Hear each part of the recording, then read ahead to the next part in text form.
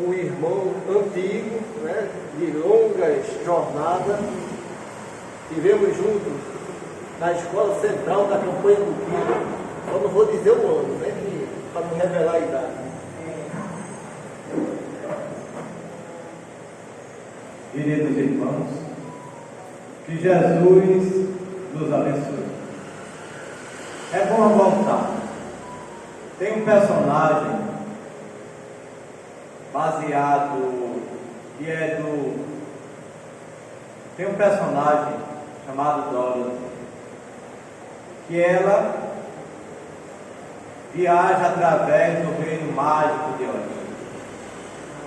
E ela, depois de passar por diversas turbulências, situações aflitivas, momentos desafiadores, porque essa é a nossa grande realidade, é viver os desafios e procurar tirar desses desafios as lições necessárias para a nossa evolução. E ela passa por todas essas situações mais complexas, aflições, mas finalmente ela retorna à casa dela. Ela retorna ao ambiente doméstico. E quando ela divisa aquele verdadeiro oásis que ela chega, ela diz: é maravilhoso retornar ao lar. Ela não diz retornar à casa, porque a casa é simplesmente aquilo que de concretude existe, a materialidade, a materialização dos nossos objetivos.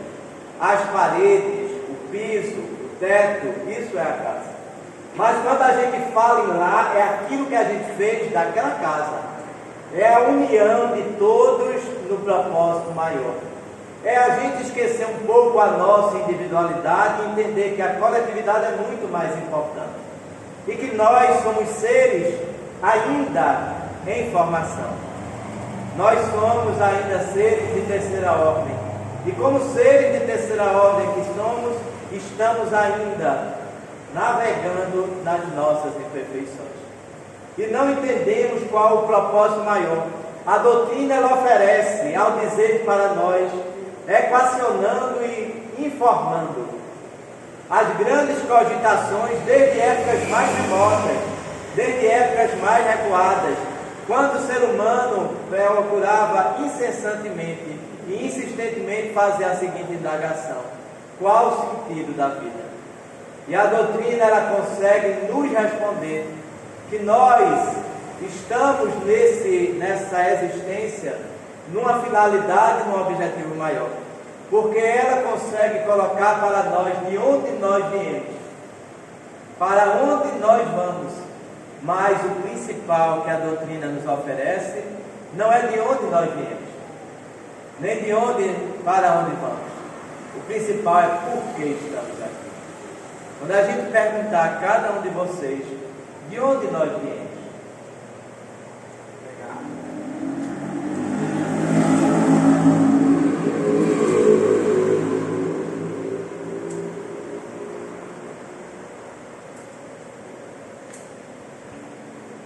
de onde nós viemos? Não é descorrenhado não, viu? Eu continuo fazendo a mesma pergunta. De onde nós viemos?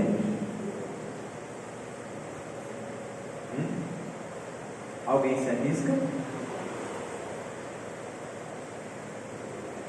Acho que vocês desacostumaram. Eu passei muito tempo sem vir aqui. Então, como a gente faz tempo que não vem aqui, vocês já estão desacostumados. Eu sou aquele palestrante, porque tem aqueles palestrantes muito bons, sabe? Que chega aqui, tererei, tererei, tererei, tererei, e aí vai embora. E eu sou aquele palestrante feito em parcelas. Uma parcela é minha e uma parcela é de vocês, que a gente aprende juntos. Nós precisamos entender que quando o senhor Allan Kardec, no ano de 1858, no mês de abril e no dia 1º, ele funda a Sociedade Parisiense de Estudos Espíritas, oferecendo para que aquele espiritismo nascente da época tivesse um espaço de discussões. um espaço onde nós não nos colocássemos como doutores no conhecimento espírita, mas como estudiosos que estavam compartilhando.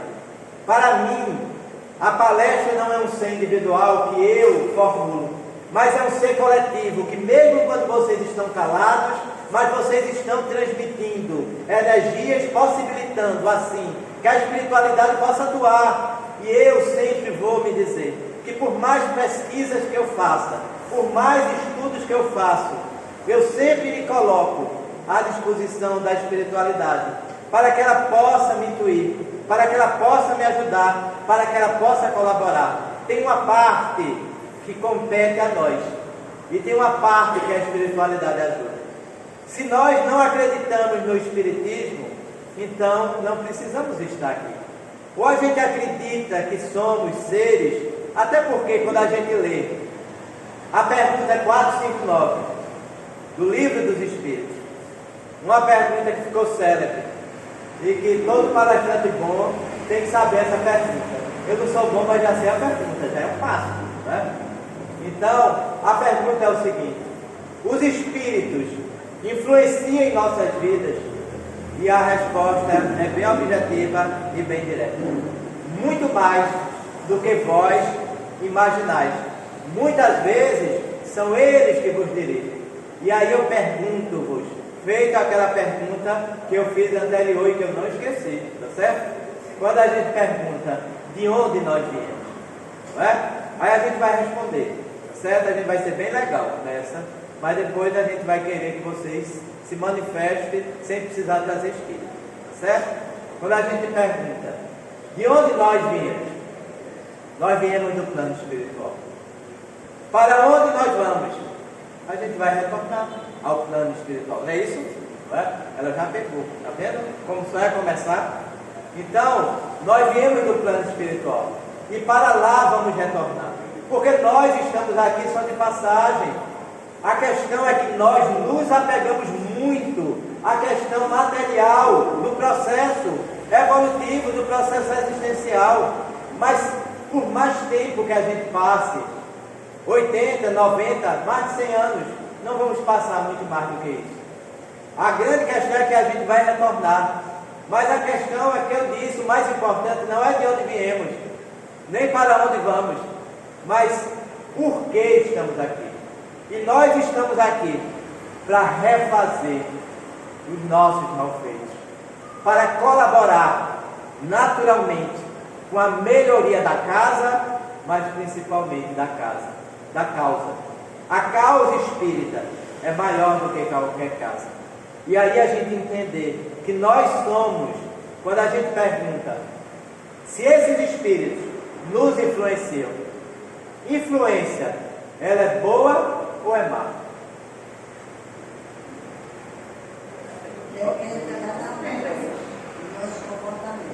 Maravilha, está vendo quando vocês ajudam como fica bom?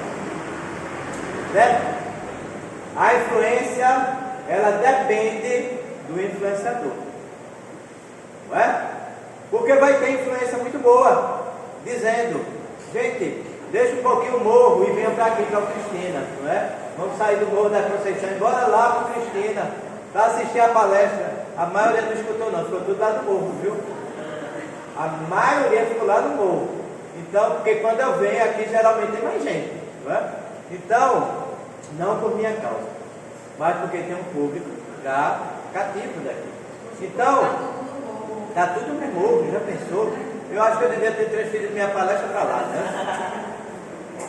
Então, nós precisamos entender que esse conhecimento que o Espiritismo nos coloca, o senhor Allan Kardec, ao oportunizar a criação da Sociedade Parisiense de Estudos Espíritas, era para que a doutrina nascente da época, que fazia apenas um ano do lançamento do Livro dos Espíritos, que teria sido lançado em 18 de abril de 1857.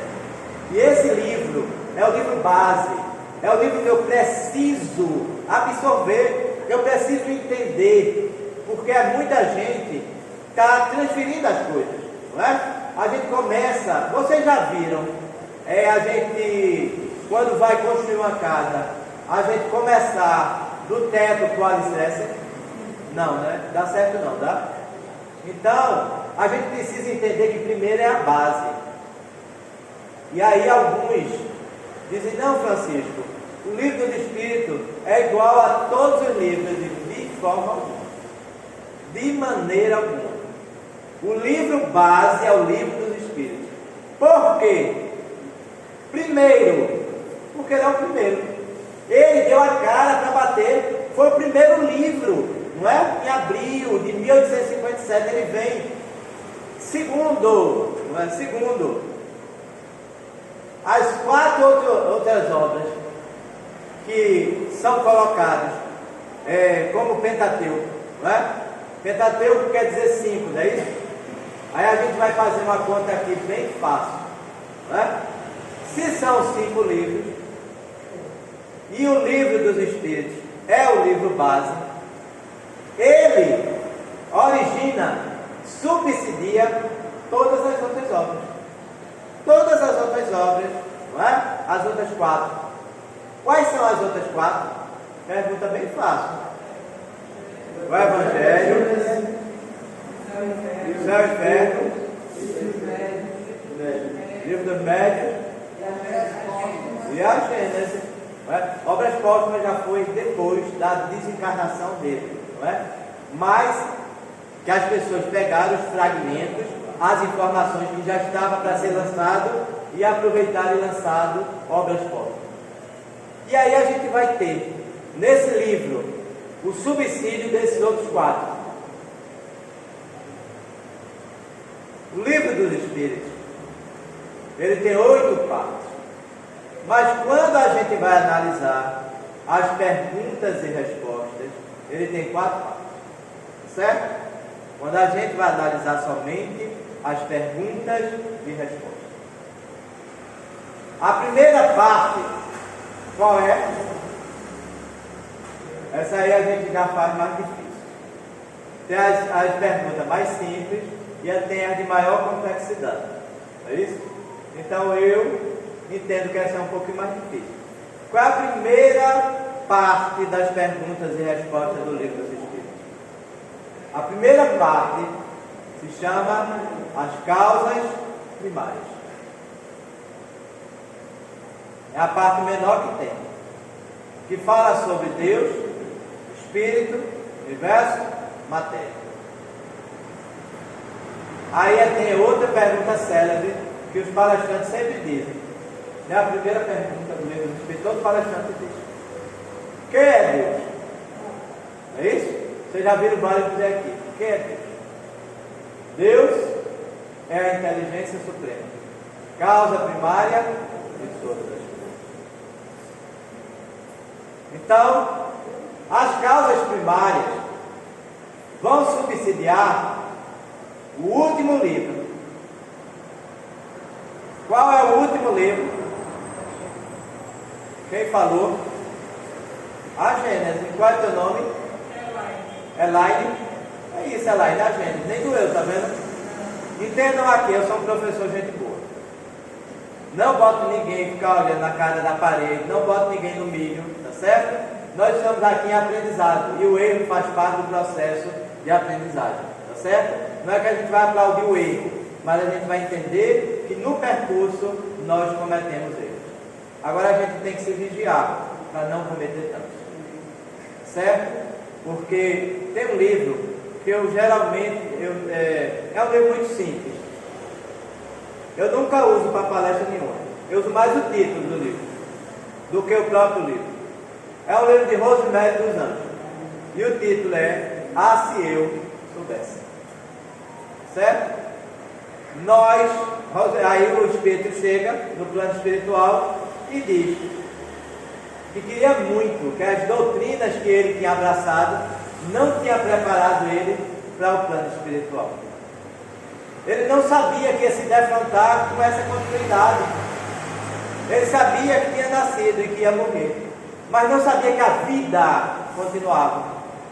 Então, como ela gostaria de ter essas informações, que existe um mundo espiritual, que existe uma continuidade da vida, que nós temos uma lei chamada lei de causa e de efeito, e existe uma outra lei chamada do retorno, não é isso? E essa lei do retorno é baseada naquela passagem de Jesus, não é? A semeadura é o quê? Livre. Mas a colheita não, a colheita é? Parece que a gente esquece, né? Os espíritas parece que esqueceram de tudo isso. Demos uma deletada. Foi? Que a gente está plantando. Tudo na vida tem consequências. O Evangelho, ele diz o seguinte: quando eu não faço o bem, já é um grande mal. Então se segurem, viu? Todos nós. Porque a gente está deixando muito de fazer o bem, que é possível. De situações menos felizes, como eu comentava com um amigo quando eu cheguei aqui, a gente está com situações menos felizes, desgraçando e sabotando muito mais a nossa existência.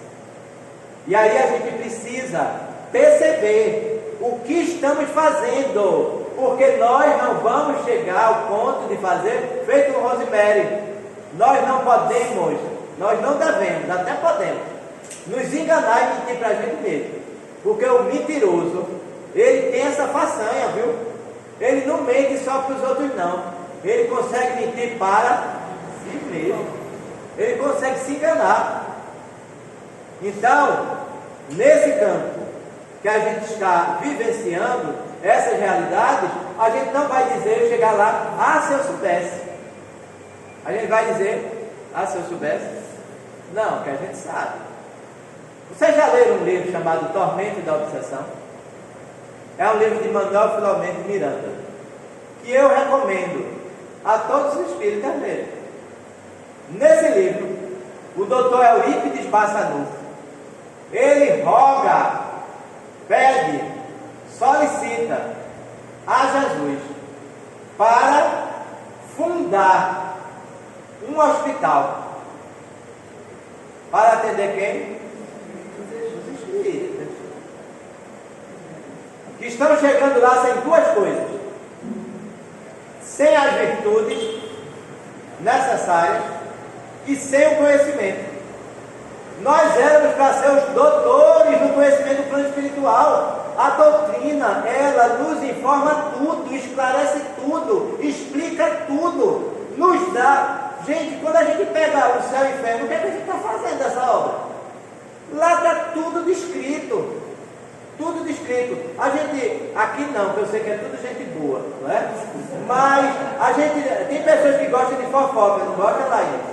Não é? Tem umas pessoas que a gente conhece, que gostam de fofoca. Eu só queria fazer uma adendãozinha, é que esse livro, ele me fez lembrar livros de esperança, que tem essa mesma temática. Mas sabe, você sabe por que tem essa temática? É porque a gente não está aprendendo. A verdade, ela vem em ciclos. Quando você supera, aí você já passa daquele patamar para outro. Mas enquanto o nosso amigo não diz que a gente vai ser anjo, não é? Mas daqui para lá tem uma distanciazinha. É feito, não tem o ali do matuto, né? É ali, entendeu? É feito uma coisa que os espíritas aprenderam. Eu não sei onde é que eles arrumam tanta criatividade, os espíritas. Os nossos irmãos protestantes, sem nenhuma crítica, eles gostam muito de falar assim: Jesus está vindo. Vocês já escutaram essa expressão? Nunca na vida vocês escutaram, foi? É um lançamento que eu trouxe para essa palestra. Essa questão que falou agora, essa frase, era uma das questões que eu pedi ao Josenildo para me explicar por que existe. Essa pergunta eu não consigo entender. Tá certo. Eu vou terminar aqui minha parte e ele depois responde, tá certo? Deixa comigo. Poxa. Adoro botar o pessoal para trabalhar, viu? Então, os nossos irmãos protestantes, não é? Eles dizem muito: Jesus vem, Jesus está vindo, Jesus está chegando, não é? Agora é a participação dele, né? Não é isso? Não, você Sim, vai. nossa, eu vou, eu sou palestrinha, Fica à vontade. olha, mas se tem uma coisa que eu gosto é arrumar trabalho para os outros. Esse menino tem um cabedal que eu conheço ele de muito tempo atrás. Ele não quis dizer o tempo, mas eu garanto a vocês que não é 1 nem 2 anos, entendeu? Vocês multipliquem bem razoavelmente esse tema, porque na época ele tinha cabelo, para vocês terem uma ideia. Não era tão longo, mas ele possuía. Não é igual de Fred, né? Não, era não. Você nunca teve essa possibilidade. Até porque o de Fred ele cresce para baixo e o seu está crescendo para cima. Mas tudo bem. Você quer responder não? Pode responder. Qual é seu nome, hein? Roberto. Roberto, vamos lá. Nosso amigo, no caso, ele não quis, no caso, receber os bônus horas dele. Então, os nossos irmãos protestantes, eles dizem, né, até porque estava no escrito, viu, Roberto? Não é só porque você pediu, não, estava no escrito, para fechar o pensamento. Que eu vou fazer uma ligação com o que eu estava falando. Eles dizem muito, Jesus está vindo, Jesus vem, Jesus está chegando. Não é isso que é a colocação? Eu, com todo respeito, que eu tenho a Igreja Católica e a Igreja da Reforma Protestante, que eles cumprem com o papel deles, tá certo? Nós é que precisamos cumprir a nossa. Quando eles dizem isso, não é? Sem querer entrar no mérito da razão deles, eu vou dar a razão sob a ótica da doutrina espírita, que é por onde eu posso me posicionar. Sob a ótica deles, eles estão certos. Jesus está vindo, Jesus vem, Jesus está chegando. Na ótica que o Espiritismo me coloca, me oportuniza, eu posso dizer, Roberto, em alto bom som, vou frustrar muita gente, mas Jesus nem está vindo, nem Jesus vem. Eita, e agora? Ele já está aqui. Ele só pode vir se ele for. Se ele não foi, ele não vem. Ele está. E é quando a gente diz assim, palavras de Jesus, quando 2 ou mais estiverem reunidos no meu nome, aí eu estarei.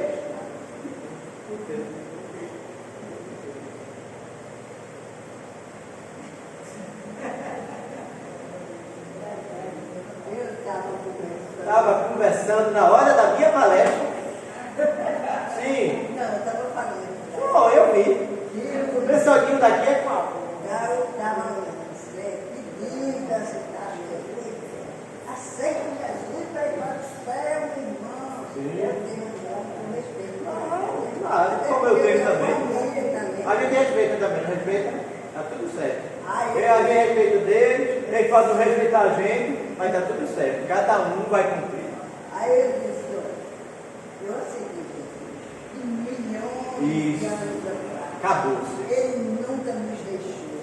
Ele nunca subiu para deixar de nos ouvir.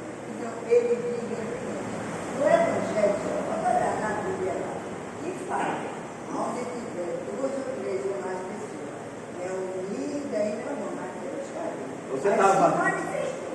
Entende? Ai, isso é bom que doido. Com você. Doida, certo? Vai vir sim, e você vai poder. E o pior, teu nome? Beleza. Tereza. Eu vou dispensar porque ela estava falando sobre a temática. Ela estava conversando, porque ela disse que estava conversando. Mas como ela estava falando da temática, ela está. Não vou desculpar não, sabe por quê? A gente só desculpa, só perdoa quando a gente se magoa e se machuca.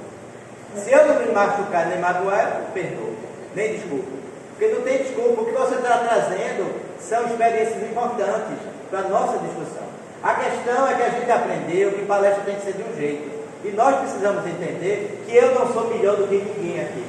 Nós estamos aqui em aprendizado. No máximo, eu me preparei um pouco mais para trazer, e aí é preciso. Não gosto de improviso. Não gosto de improviso. Quando você está aqui, você tem que fazer o melhor de você. Você tem que apresentar o melhor. Você tem que fazer valer a pena, porque vocês poderiam estar em qualquer parte, mas escolheram estar aqui. Então o expositor ele tem que pesquisar, ele tem que refletir, ele tem que buscar, ele tem que esmiuçar, trazer a temática de uma forma consistente, para que a gente entenda. Porque tem palestrante que fala 1 hora e não fala nem sequer 1 minuto de espiritismo. Fala de tudo. E a gente, por isso que a base está ficando muito fragmentada. Então é por isso que Jesus, quando Jesus diz assim: quando tu fores edificar a tua casa espiritual, ele manda a gente edificar em cima de quê? Terra firme. Quem foi que falou rocha? Qual é seu nome? Sônia?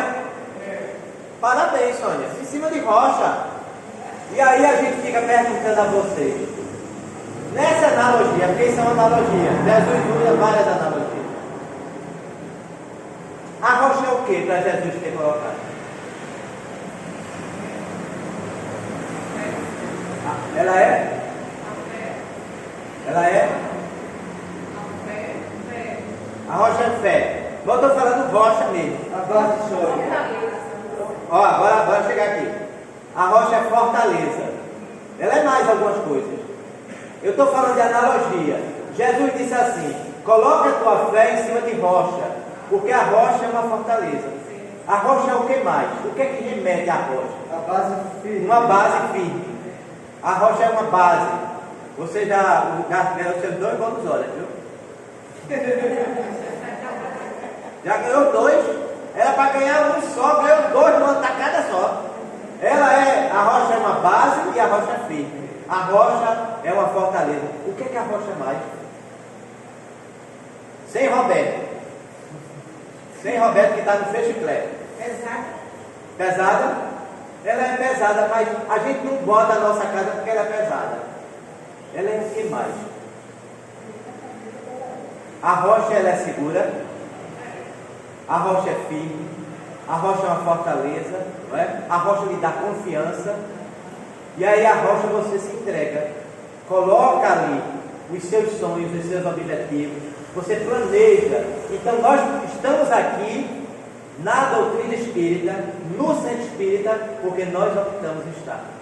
E quando vocês vêm aqui, vocês precisam vir com a intencionalidade. Qual é a intencionalidade que todo espírita precisa ter? É sair daqui melhor do que chegou. É essa a nossa intenção. Porque essa discussão, essa reflexão é necessária para todos nós, para a gente sair daqui aprendendo mais, compreendendo melhor, buscar essa base sólida, firme, segura, que me dê confiança, que me dê forças, porque nós vivemos num mundo de quê? Bem bonito, porque senão não me chamam mais. Nós vivemos num mundo de quê? Para ficar ruim tem que melhorar um bocado. Nós vivemos num mundo de quê? Está piorando, é? Então, é desse mesmo. Agora a gente precisa botar vontade. Não precisa gritar ninguém. Mas eu preciso deixar não só os desencarnados falando. Eu quero que os encarnados falem. Nós vivemos num mundo de quê? Melhorou. Mas pode melhorar mais. Mas tudo bem. Vamos aceitar, porque senão a gente vai ficar a noite toda. Aí eu pergunto, para que serve a prova? Para que serve a prova? Prova, eu estou falando qualquer prova. Tá certo? A prova que a gente faz do Enem, a prova que a gente faz na universidade, a prova que a gente faz no primário, no jardim da infância, enfim. A prova. Para que serve a prova? Agora foi bom, viu? Foi tanto que eu estou querendo pegar algum para poder. Foi tanto de uma vez. Bora colaborar em parte. Primeiro, Elaine, a prova serve para quê? Para ver se de fato a gente aprendeu. Para ver se de fato a gente aprendeu. Aqui, para que serve a prova? Eu senti uma voz sair daí. Foi ele, não foi? Ou ela? É o quê? Pronto. Para ver se aprendeu realmente. É isso mesmo. É isso. Para que serve a prova? Para aprender. Para testar o conhecimento, avaliar o nosso conhecimento, para saber se esse discurso aqui é bem bonito. Quando eu saio daqui ou aqui mesmo, ele será que é o mesmo? Será que é? Deveria ser? Quem é o primeiro ouvido a ouvir? Não é você, não são vocês. O primeiro ouvido, quando eu falo, é o meu. A palestra que José Nildo me pediu para trazer, não é? Que a gente vai focar mais no tema agora. O primeiro ouvido tem que ser o meu. A mensagem, vocês vão receber por tabela. Mas o primeiro a buscar esse conhecimento sou eu.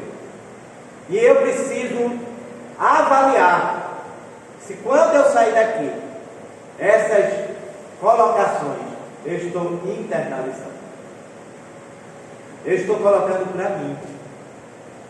Se A ou B não vai seguir, problema de A ou B. Cada um, eu digo com toda certeza, ninguém foge à lei. E cada um vai receber de acordo com o seu plantio. Tá certo? Então, a semeadura ela é livre. A semeadura é livre, mas a colheita não. Você tem toda a opção de semear sementes, não é? De violência, de agressividade, de qualquer coisa. Agora segure, porque tudo na vida tem consequências. Nós precisamos fazer esse conhecimento nesse mês de dezembro. Qual é a figura? A gente elegeu no mês de dezembro, dia 25 de dezembro. É o aniversário de quem? Jesus. Quem é Jesus? Roberto está de volta, viu? Já está liberado. Quem é Jesus? Jesus, segundo Teresa, segundo Teresa, Jesus é o Filho de Deus. E vocês? Jesus é o quê? Nosso Pai. Jesus não é nosso Pai. Vamos lá? É o primeiro consolador e criador, né? Segundo as promessas. Nosso amigo ele estava falando que os grandes e pequenos profetas já anunciavam a sua vida. Esse homem, não é, queria modificar. Ernest Renan, grande filósofo, ele diz algo com extrema sabedoria. Jesus, ele foi tão grandioso, que ele consegue dividir a história em duas partes. O famoso ACDC, antes de Cristo e depois de Cristo. Vamos lá. Quem é Jesus? Para vocês. Quem é Jesus? Jesus é nosso modelo e guia. Jesus, seu nome, que você ainda não disse sua graça. Eu sei que você está sentada junto dela. Neide. Então, Neide, Jesus é o nosso modelo e guia. Obrigado, viu? Quem mais? Jesus é nosso irmão, Teresa. Muito bom. Quem mais? Está vendo quando vocês querem ajudar, vocês ajudam? Sabe qual era o problema? É que eu passo muito tempo longe daqui. Eu não posso passar muito tempo, porque vocês perdem. A gente não pode perder isso não. A gente está aqui junto. O aprendizado é feito junto. Cada um trazendo suas colocações. A gente vai testando se a gente está sabendo. A gente erra, a gente falha, a gente aprende. A gente vai mudando. A gente diz assim, olha, aquele palestrante ali, ele fica testando a gente. Não é? Não é feito aqueles bom não, que chega aqui, tererê, tererê, tererê, tererê, tererê, vai embora. Não. A gente precisa desconstruir essa ideia. Porque senão eu vou me achar o máximo. Alguns se pavoneiam. Porque fala, tem um que eu acho tão interessante, que ele diz assim, eu adoro quando eu falo que deixa o pessoal tudo voando. Algo danado, então não vai ser palestrante não. Vai ser aviador, vai ser piloto, para deixar o pessoal tudo voando.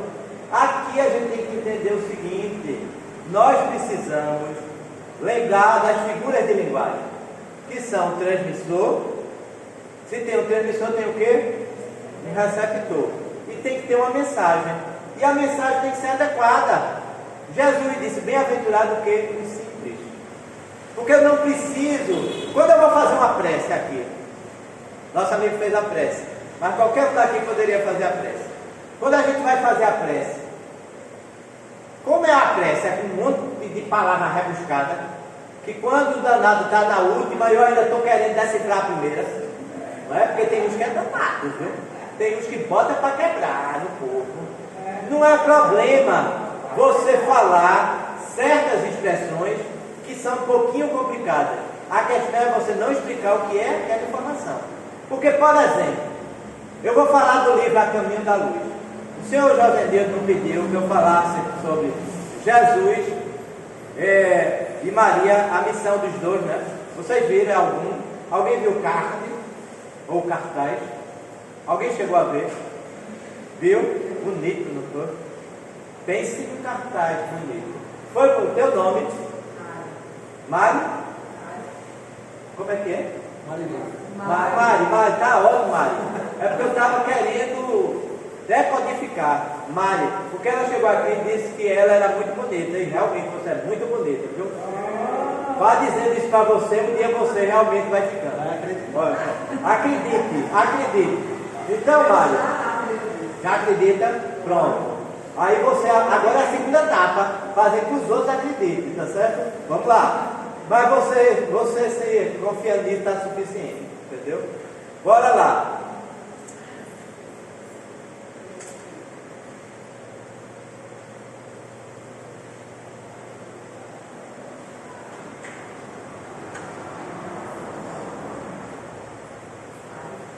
Mário, não é? O que é que está falando aí? Vamos voltar. Então o que é que acontece? Jesus tem um livro chamado A Caminho da Luz, viu, Mário? Esse livro, A Caminho da Luz, a gente vai falar o seguinte: esse livro é Leide, né? Neide já leu, não foi? Pela sua expressão a gente já nota que você leu, sem você dizer nada. Quando eu disse assim, A Caminho da Luz, aí passa. A obra de André Luiz é maravilhosa. É sim. Bem, esse livro A Caminho da Luz, não é? Mas esse não é de André Luiz não, viu, Neide? Eita, desculpa. Desculpa. Oxe, eu só não desculpo por uma coisa, porque você não me ofendeu. Porque tem A Caminho da Luz, Missionário da Luz, que é fantástico. A parte da reencarnação em Missionário da Luz é tudo. Fiz confusão. Não, fez não. Foi bom porque você trouxe a informação. Então esse eu acho que eu não ia ainda não. É Manuel. Mas tudo bem, não, vamos. Eu até tenho ele, Mas leia. ainda não ia não. Na próxima vez, quando eu vir fazer uma palestra, eu quero. Pronto. Vamos lá. A Caminho da Luz. Aí é isso que eu digo a alguns palestrantes. Ele fala, porque olha, gente, quais são os 4 evangelistas? Os 4 evangelistas? Os 4 evangelistas. Lucas, João, Mateus e Marcos. Roberto, ele quer ganhar um bônus hora todo dia. Tudo. Né? É. Não falar. Olha, não, ele poderia falar, não tem problema. Eu só tenho que fazer um contrato. A gente fala um para os outros, para ser o restante. Ele ganhou os 4 bônus horas de uma vez. Vai ficar de castigo durante as outras 4 perguntas. Então, olha, Lucas, bora tudinho acompanhar. Lucas, Marcos, Mateus e João. Pronto. Esses são os 4 evangelistas. Por que é que na história de Jesus tem tantas lacunas? Porque esses 4, eles nem são biógrafos e nem são historiadores. Então, a gente vai, nessa obra de Emmanuel, A Caminho da Luz, a gente vai ter muitas informações a respeito de Jesus. Eu não sei se vocês sabem, já foi feito um levantamento e Jesus é a personalidade que mais, não é, gerou elementos para a edição de livros, fora biografias, teses e monografias. Sabe quantos livros falam a respeito de Jesus? Teu nome? Lúcia? Lúcia, é porque eu falo muito e escuto pouco, viu? Não é bem não, eu tenho que dizer que eu falo muito, eu falo bastante. Então, Lúcia, nessa obra,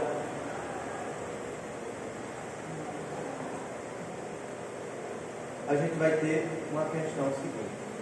Eu falei sobre a Caminho da Luz, né? Ela é muito completa, falando da vida de Jesus.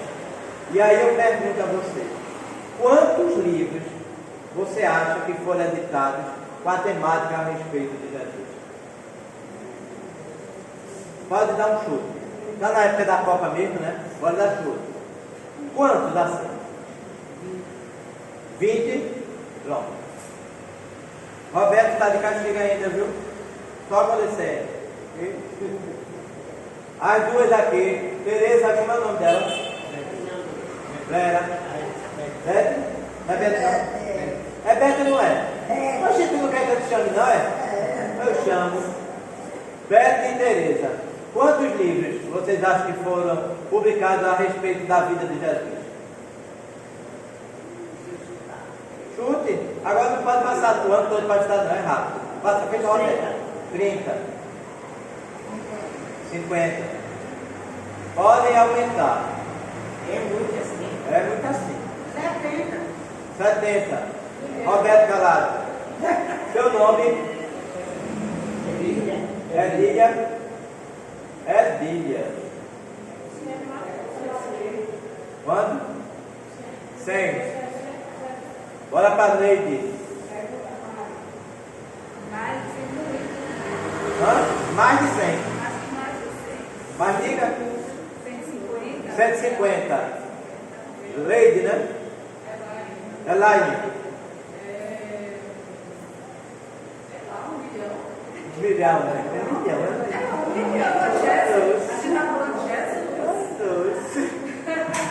Bora economizar um pouquinho só. Mas isso só dentro da doutrina espírita? Não, eu estou falando do mundo inteiro. Mas o mundo inteiro não é cristão, não é? Então, já reduz. Volta um pouquinho, dê uma parada.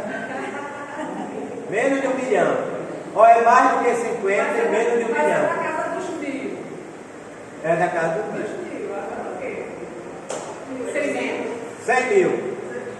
Você? 105. 105 livros. 700. Mari.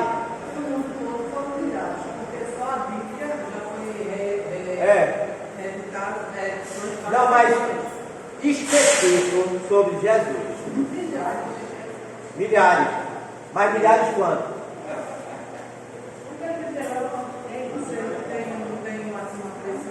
Não, mas não precisa precisar não, que ninguém aqui tem essa precisão. 800. É Edson, né? Edson? É ou não é Edson? Diga aí, fale. Não é só ficar legalzinho não, quer dizer que não está no WhatsApp não. Quantos, Edson? Mais de 800. 1000. Sim. A direita, a última. Eu vou dizer. Só vou esperar você falar e eu. Ah, mas eu vou dizer. Eu vou dizer. Mas eu quero que você diga. Chute. Chute, diga qualquer número. E você também.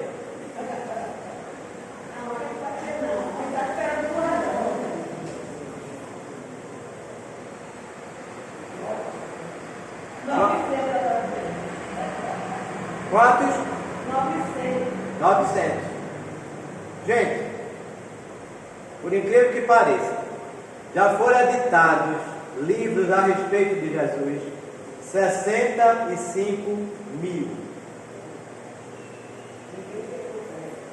Ele é a personalidade, não é, mais lançado livros a respeito. Aí é quando eu digo, existem os evangelhos canônicos e sinóticos que falam sobre os evangelhos oficiais. São os 4 que o nosso amigo Roberto falou. Só que colocam como esses oficiais como os melhores. Mas eu só posso dizer que algo é melhor do que o outro quando eu comparo. Se eu não tive acesso aos outros, como é que eu sei que esses são os melhores? É uma coisa a gente a pensar.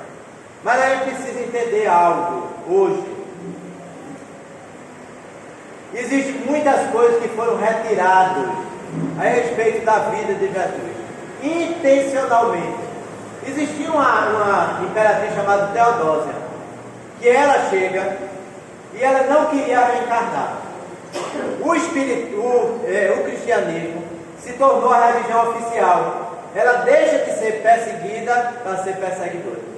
E Teodósia fala com o marido para retirar a reencarnação. E num concílio chamado de Nicéia, a reencarnação perde de 4 a 3. E esses 4 foram pagos a peso de ouro para votar contra a reencarnação. Aí tira tudo que é reencarnação. A gente pode ver o seguinte: Jesus é o modelo de amor ou não é? Vocês acham o período da divulgação do Evangelho, ele começou com quantos anos e terminou com quantos anos? O período que ele começa a divulgar são quantos anos? São 3 anos, dos 30 aos 33. Gente, se dos 30 aos 33, eu fico dizendo assim, os dias de Jesus deviam ser maior do que o da gente. Porque em 3 anos, vocês já leram o Evangelho, a quantidade de coisas que Jesus fez, curou leprosos, cegos, paralíticos, trabalhou na divulgação, trouxe a mensagem, levantou a autoestima do povo. Em 3 anos, amainou as tempestades. Em 3 anos ele fez tudo isso. Eu disse assim, os dias de Jesus eram maiores.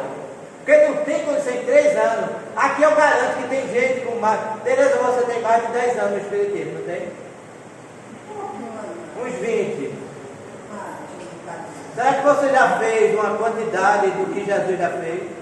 Já pensou? Eu fiquei transtornado. Porque eu fico pensando, em 3 anos aquele homem fez isso tudo. Mas sabe qual é a diferença de nós e de Jesus? Porque em vez de Jesus ficar perdendo tempo com coisas que não valem a pena, ele resolveu trabalhar para Deus. Ele resolveu colocar em prática os ensinamentos. E nós enchemos a nossa mente de conhecimento, mas nós não fazemos com que esse conhecimento ele saia através das nossas ações. É necessário que a gente pare e desperte, porque são chegados os tempos que nós estamos falando desse processo de transição planetária. E se nós observarmos, quando o pessoal diz assim, Jesus está vindo, logo ali, não é? A transição planetária está aqui, está próximo. E eu, quando estudo os mundos primitivos, os mundos de provas e expiações, nós estamos muito mais próximos da barbárie do que da evolução. Por esse motivo, quando nós percebemos esse trabalho que Jesus fez, quantos anos Jesus não se prepara, como alguns espíritas dizem? Jesus estava se preparando para encarnar. Jesus não estava se preparando, ele estava nos preparando. E parece que não deu muito certo não, essa preparação. Porque quando Jesus pediu água, o que foi que a gente deu? Vinagre. Quando ele estava já cansado daquele peso, a gente danou chicotadas, chibatadas nele. Quando a gente coroou ele, a gente coroou com uma coroa de quê? E a gente achou pouco e ainda crucificou. Então a preparação não foi nada boa. E sabe quanto tempo Jesus nos preparou? Há 4 bilhões 500 milhões de anos. Antes que a Terra existisse, eu já o era. Eu já o era o quê? Espírito perfeito. Uma pleiade de espíritos. Nesse livro, A Caminho da Luz. O que é uma pleiade? Um grupo de espíritos se reuniram para auxiliar, colaborar, cooperar na formação da Terra. Entre os quais, Jesus. Eles outros voltam para os seus planetas, para as suas constelações, para cumprir com as suas missões. Deixam Jesus com o título de quê? A gente falou que Jesus era isso, era aquilo, e Jesus é o governador da terra. E ele vem governar, só que diferente dos outros governantes que a gente conhece, Jesus não veio para mandar, ele veio para servir. Eu não vim para ser servido, eu vim para servir. E Maria, o nascimento de Maria, de Jesus.